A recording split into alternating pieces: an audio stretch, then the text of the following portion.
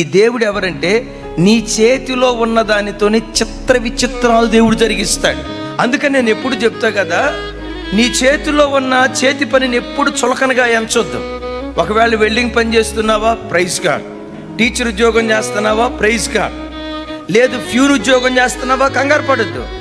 అందరూ చదివినట్లుగా software చదవకపోవచ్చు, BSc చదివేవా, నీ చేతిలో ఏ సర్టిఫికెట్ ఉందో నమ్ము. నీ చేతిలో ఉన్న దానితోనే దేవుడు అద్భుతాలు చేయటం ప్రారంభిస్తాడు. ఇశ్రాయేలీయులను ఐగుప్తు దాస్యత్వం నుంచి విడిపించడానికి మోషే చేతిలో ఉన్న చేతి కర్రతోనే దేవుడు అద్భుతం చేశాడు. గొప్ప గొలియాతును చంపటానికి దావీదు చేతిలో ఉన్న ఆ చిన్న ఒడిసెల రాయి దేవునికి చాలు. తమ్ముడు, నా చేతులెత్తి నిన్ను దీవిస్తున్నా. నీ చేతిలో ఏ ఉద్యోగం ఉందో, నీ చేతిలో ఏ వ్యాపారం ఉందో, నీ చేతిలో ఏ చదువు ఉందో, నీ చేతిలో ఏ సర్టిఫికెట్ ఉందో, దానితోనే నా దేవుడు నిన్ను ఆశీర్వదించును గాక.